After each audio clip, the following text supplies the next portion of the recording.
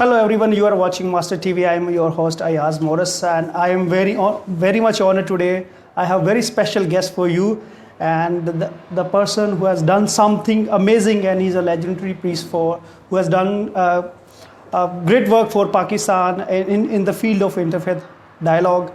And today we are blessed that he is with us, and we are going to share and ask about his life, his experience, his vocation, and his work he has done for the Interfaith Dialogue. We have very special guest, Fathers James, Channan OP, with us. Father Ji, thank you so much for coming and for your time and coming to our show.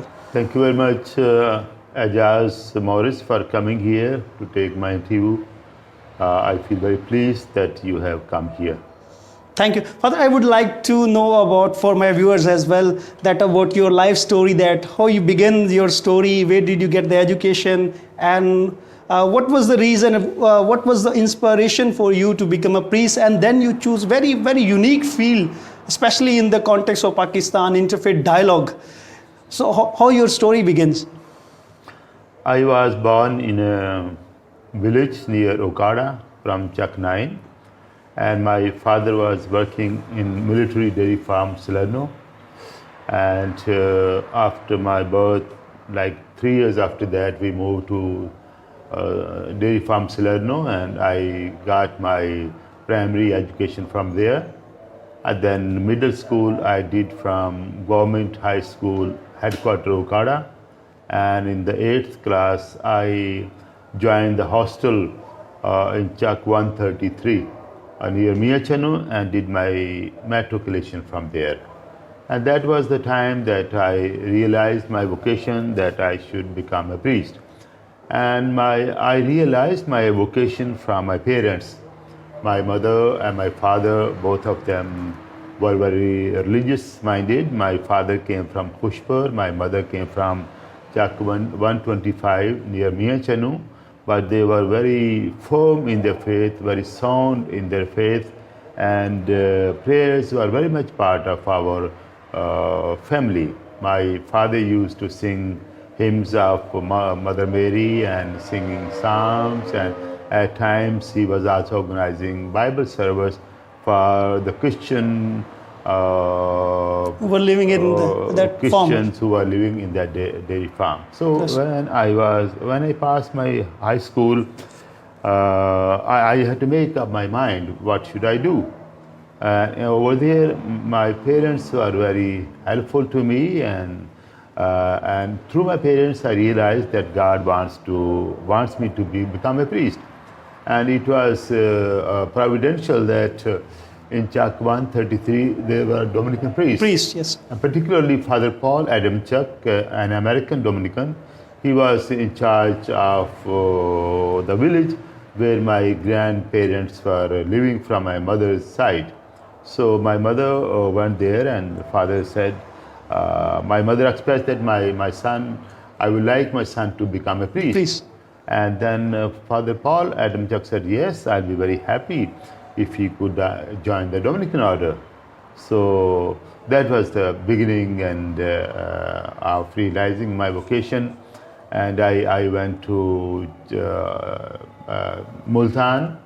And before that also Father Jacob, he came and he gave a session to the students who were doing their matriculation, and there I also expressed that I want to become a priest. So later on, I thought that God is calling me to become a Dominican priest, so I joined the Dominican order.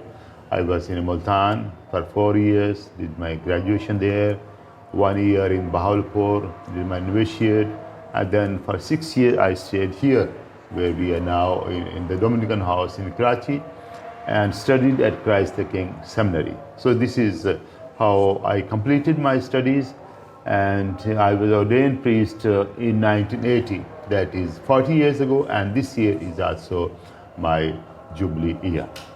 Wow, wonderful story. Father, I would like to ask as well that when you became a priest, what was who inspired you to choose this field of interfaith dialogue, and then you work in that field as well.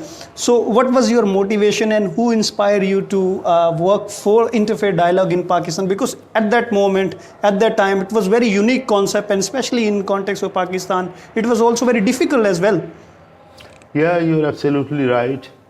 When I was studying here at Christ the King Seminary from 1974 to 1980, for 6 years I was here. And that time, hardly anybody talked about interfaith dialogue or Christian-Muslim dialogue. However, when I was here in Karachi, staying in the house, and one day I was walking outside after lunch, so I had a kind of a vision and intuition that God wants me to do something special. And I said, what should I do? Then I realized that I should do something which is very much needed in Pakistan. And then it came to my mind that in Pakistan, most of the people, the population consists of Muslims, so I should do study in this field so that there could be reconciliation and good understanding and dialogue between Christians and Muslims. So it was around 1977. And then I expressed this wish to Father Chris McVeigh. He was student master and he fully supported, yes, you should do specialization in the field of Christian-Muslim dialogue. And this is how it began.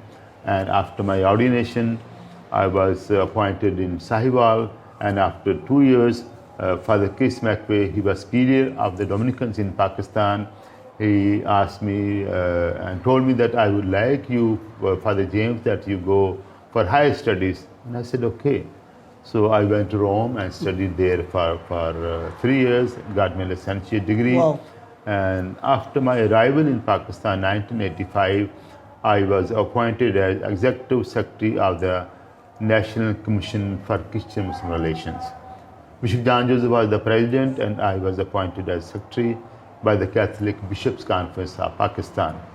And that year was very lucky for me, because as soon as I completed my studies in Rome, I was appointed by Pope John Paul II, who is saint now, Saint Pope John Paul II, as a consultor to the Pontifical Council for Interreligious Wow, Dialogue. it was an amazing and great opportunity and honor as well for you. It was an honor indeed, because when I was studying, I never thought, and I was told by my colleagues, by my priests, by the Dominican priests who are living at Angelicum, who said, oh, James, your name is in the L'Osservatore Romano, Wow. the official newspaper of Vatican. Of the Vatican. I said, what is it? I said, oh, you are appointed by Pope John Paul II as consultant to the Pontifical Council for Interfaith Dialogue. So that was a great honor for me. And I came back to Pakistan, and from 1985 onward,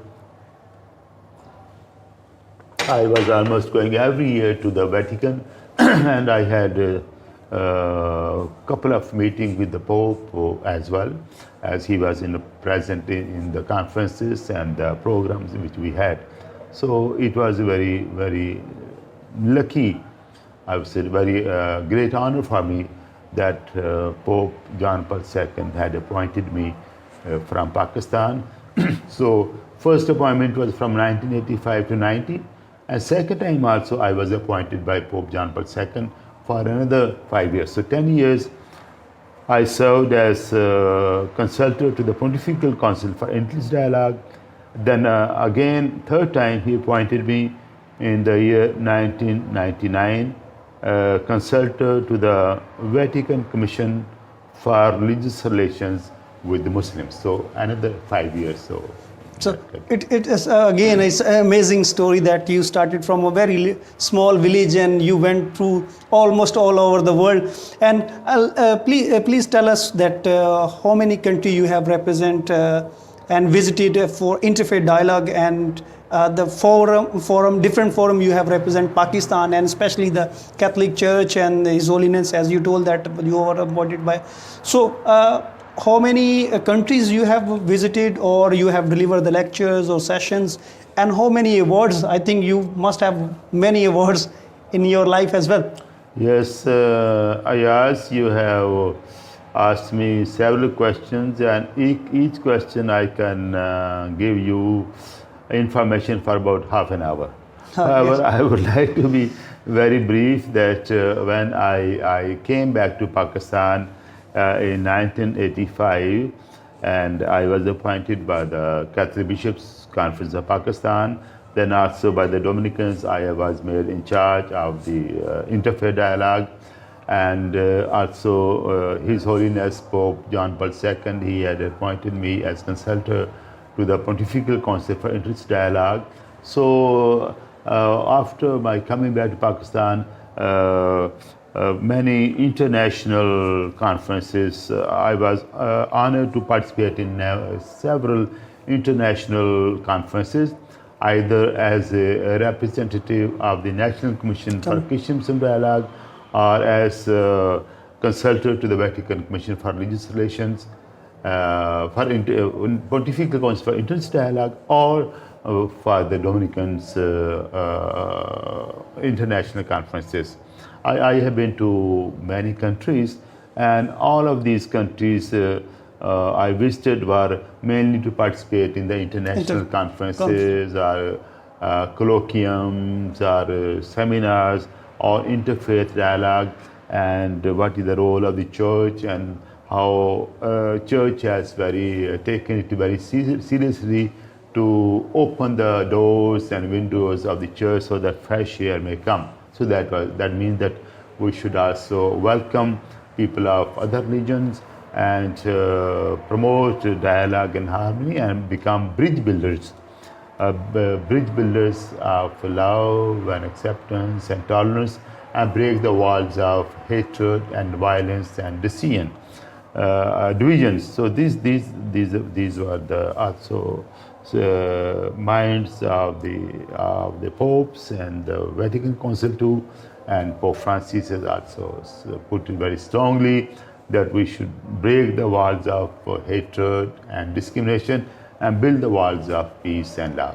So as you have asked to how many countries I have gone to, I have been fortunate very much to participate in several countries like Indonesia, Singapore, Philippines, Hong Kong, Taiwan, and Nepal, Bangladesh, India, Vietnam, Sri Lanka, and on the other side I have been to Qatar, United Arab Emirates, and Jordan, and Iran, and Egypt, and I have gone all over Europe several times to Italy and Germany and France and Switzerland and Finland and Sweden, UK, Ireland, Spain, Malta, Egypt, I've been there, Jordan, I've been there, and also America, United States of America, then Mexico, Brazil, and Colombia, and Australia. So in short, I want to say that I have been to the continent of America, continent of Latin America, continent of Europe, continent of Africa. I have been to Middle East. I've been all countries of Asia and Australia as well. So those are in different capacities. Sometimes I represented National Dialogue Commission, other times I represented Pontifical Council of Interfaith Dialogue or the Vatican, and then also Dominicans Vice Province of Pakistan. Father, you also were fortunate to speak at UN as well, and you were invited by the official US President as well for the official dinner as well. Yes. So tell us more about this. Yes. I have been participating in the High Political Forum of the United Nations for the past 5 years. Every year they have a high-level political forum in which ambassadors of all countries, they come and they share, particularly on sustainable development goals of the United Nations 2030. and I have been going there. This year could not go because of COVID-19. Yes. Then twice I was invited by President Obama, 2015 and 2016, for the International Interfaith Dialogue conferences. So it was a great opportunity for me, an honor for me that I was invited in White House, and I also visited White House. And there were 30 scholars invited from 26 countries, and I was invited from Pakistan. So it was really wonderful to be invited by the most powerful president of the world and the superpower of United States of America.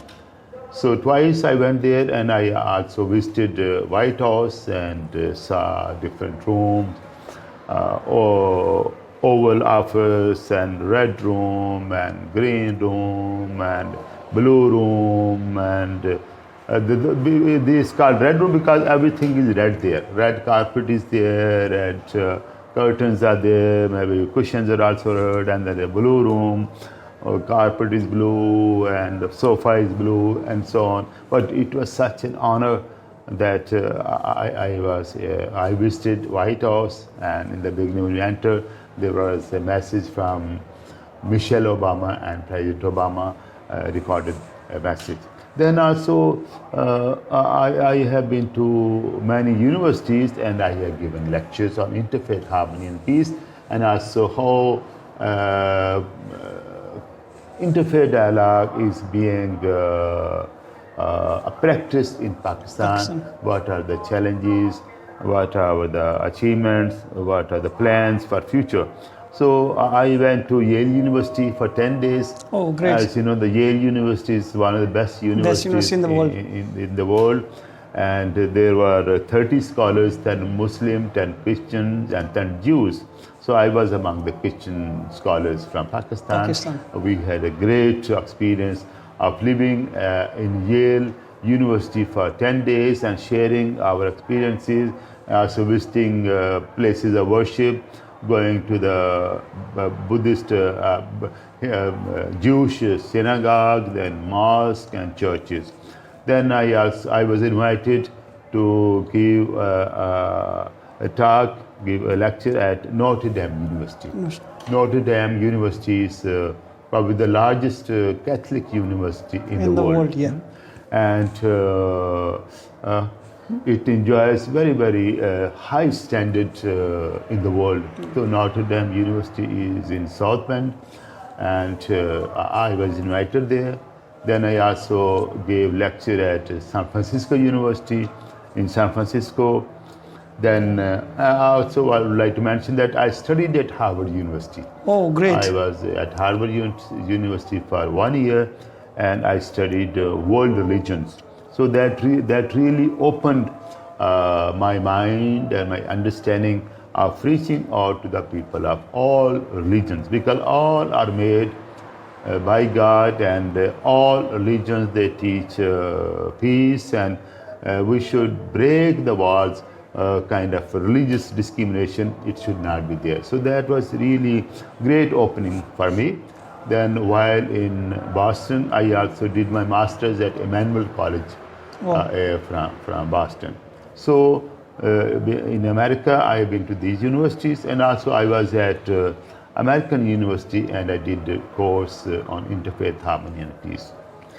In Europe, I was invited at this Angelicum University, in Rome, and Münster University in Germany, Notre Dame University in Notre Dame, this one in Holland, Amsterdam University. I've been there. Then Helsinki University in Finland, and Turku University, Finland. I was also invited in Sweden. Then Dongguk University in South Korea, and several times I have been to the Japan as well for the international conferences. And also, yes, I would like to share with you, it's all blessing of God. It's all due to prayers of my mother and father. It's all due to the support and encouragement of my Dominican order, because Dominican order has fully supported me in this field and gave me so many opportunities. Right. And I feel happy to share with you that my contribution is internationally recognized. And I gave many interviews on different forums. I have written commentaries, I have written articles, which have been published in many International forums and forums publications. and different languages. For example, of course, in Urdu, in Hindi, in Bangladeshi, Bengali, Oh, great. in Indonesian Bhasha, and Philippines, and Japanese, and Vietnamese, then Russian, German, and Arabic, Croatians, French, Spanish, Finnish language, Swedish language, Italian, English, of course, so on and so forth. So I would say I am very, very fortunate, and I had never thought that whatever I say or the statement which I give with regard to human rights, with regard to the problems of minorities in Pakistan, or with regard to interfaith dialogue, that it will get such an international appreciation and acceptance. And also, I recall with great joy that sometimes my articles have been published on full page of L'Osservatore Romano, which is the official newspaper of the Vatican. And I have also published four books. I was about to ask about Yes. that question about your books as well. You have written, I think, 4 books. 4 books, yes. Yeah. Tell us about your books, little about your This books. is my first book, Christian-Muslim Dialogue in Pakistan. It was published in 1995. Then after that, I published Urdu book, Pakistan mein Masihi Muslim Mukalma. Mukalma. Then another book I published, Mohabbat Ka Rasta. Rasta. And these 2 books were in Urdu. This one was in English. This is the second edition now. Then one book I published in 2015, that is Path of Love, a call for interfaith harmony. I think that book yours was as also recognized by the UN as well. Exactly. And that book was inaugurated in the chapel of the United Nations. United Nations. And it contains my international lectures, international interviews, and some commentaries, as well as tribute of different personalities from all over the world, from personalities and scholars from Japan, and from Finland, from Germany, from the Vatican, from United States of America. Farhad, thank you so much for your life and your achievements. You have rich experience in the field of interfaith dialogue. I would like this opportunity to ask you about the interfaith dialogue. What do you think that what we need to focus, the world need to focus on interfaith dialogue? How interfaith dialogue can play important role to build the peace in this world? I remember the beautiful and enriching saying of one Christian theologian, Hans Kung. He said, there cannot be peace among nations unless there is peace among religions. Religions, wow. So religions, they play a very important role in the life of a person. 85% of the world population, of about 8 billion, they associate themselves with a certain religion. Yes. Of course, I take pride that Christianity is the religion of the majority of the people. 2.3 billion are Christians. After Christians, there are 1.8 billion Muslims. And then there are 1.4 billion, there are Hindus. And then so on and so forth. Then there are Buddhists and people of other, and Jews, people of other religions. And 15% they have no religion. However, I mean, they also have a role to play in the world. So what I want to say that 85% of the people, they associate themselves with a certain religion. And of course, the religious values which they have, the beliefs which they have, they take pride in that.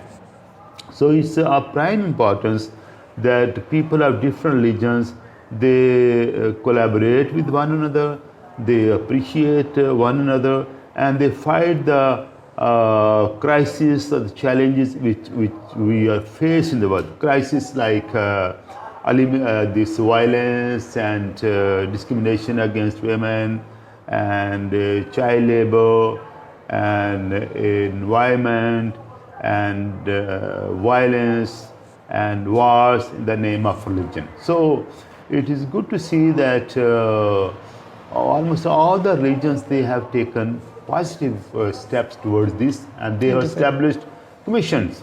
There are Muslim commissions, Interfaith Dialogue commissions, there are Christian Dialogue commission, there are Hindu, and there are Jews as well, and other people, other Buddhists as well, very active in promoting interfaith harmony and peace.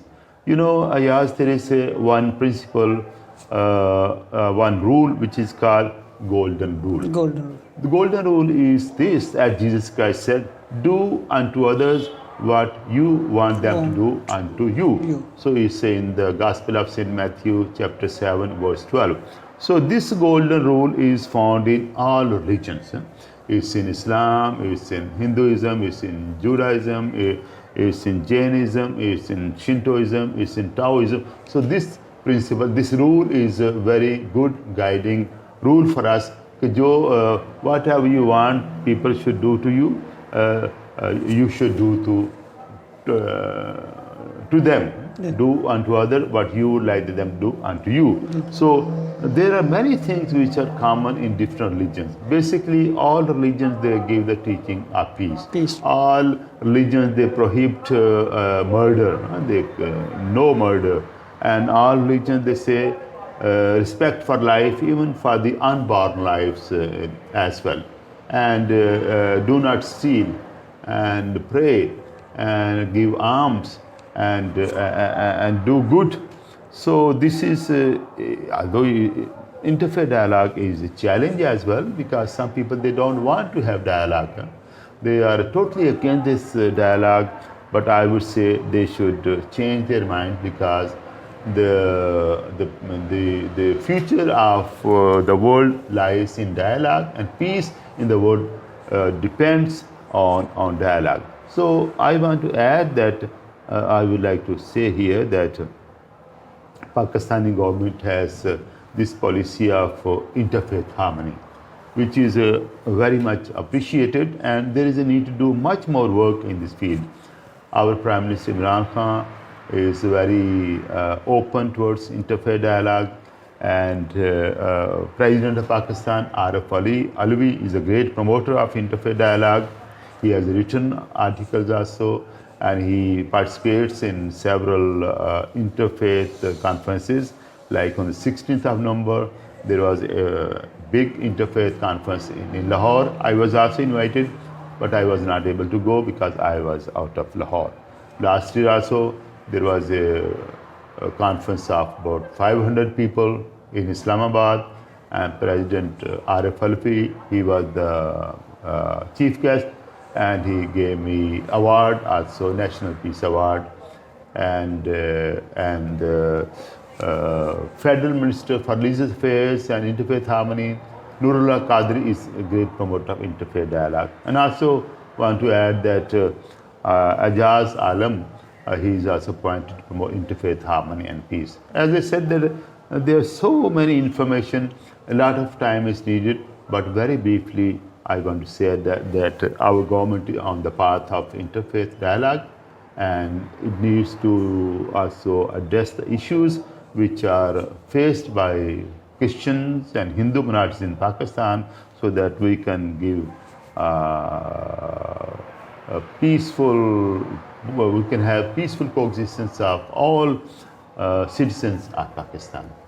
Thank you so much, Father, for your time, and we really enjoyed your life and your conversation. You have really a very blessed life that you have shared your thoughts and worked with our viewers. Viewers, this program was especially in the service of what Father James has done for for his community, for his country, and for especially for this world.